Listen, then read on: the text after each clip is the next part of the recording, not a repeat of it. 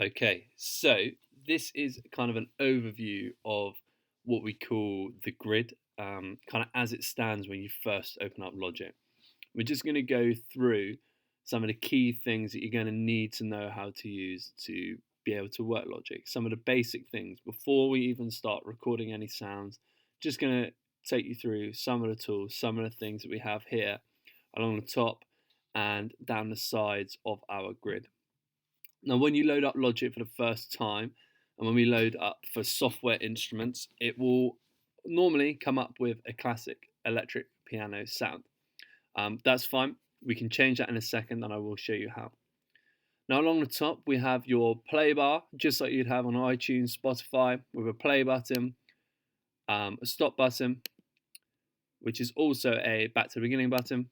We have a rewind, fast forward, and a record button. Here we have a cycle button. When you press that, you'll notice it goes yellow. It also provides a kind of yellow toolbar above there called a cycle range. Now that, as we'll find out when we started to record, is a form of looping.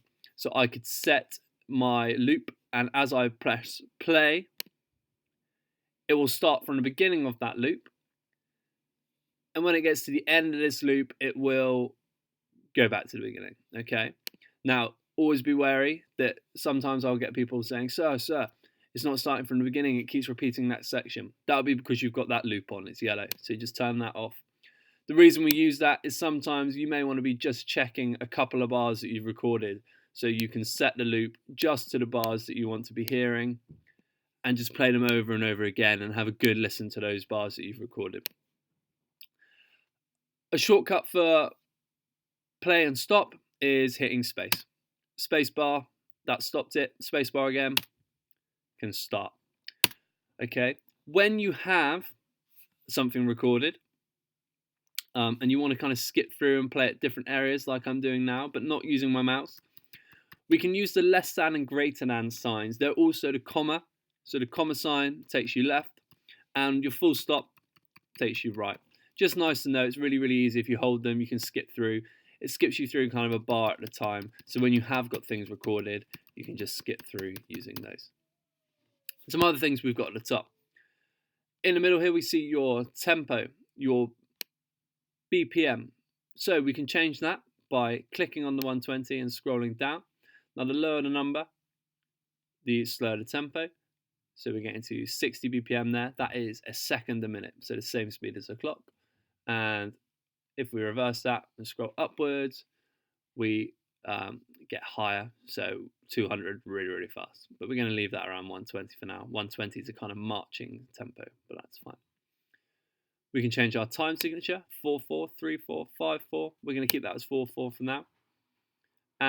Moving across, we come over to our metronome. So this is our count in. So when I press record or R, it gave me a count of 4 before I started, okay? Often have that on. It gives you a good idea of the speed before you start to record. On the right-hand side of that, then this is something we'll all be using, is the metronome. So when that is clicked on, this provides the click, okay, to keep you in time. We have it set at 117, we'll round that up, 120 beats per minute. So 2 beats a second. It will just provide, when you're recording, pressing R, a constant click. I'll count in, and then a constant click throughout. 4 beats a bar. 1, 2, 3, 4. 1, 2, 3, 4. That's just going to make sure we stay nicely in time. Here we have our volume, our master volume. Okay, you tend to not be able to want to have to move that around too much, but if you want to make it quieter or louder. Okay. Now carrying on. Onto our right hand side. The only column you'll be using here really is going to be this, which is your loop browser. Now most of these instruments we're going to be recording yourselves, but you might want to use a little bit of inspiration from a track that already exists, which are our loops, so they're instruments that already exist in Logic. It's taken a while to load because I've not loaded this up for a little while, but that is your loop library. We just click here, it appears in the right hand side. It will show you a whole heap of loops that you're able to use that will go through at a later date. So I'm going to close that one again. On the left hand side, so moving over to the other side of the page now, on the farthest left hand side, you have your library. If you click your library, it is going to bring up all the sounds that we have that we are able to use.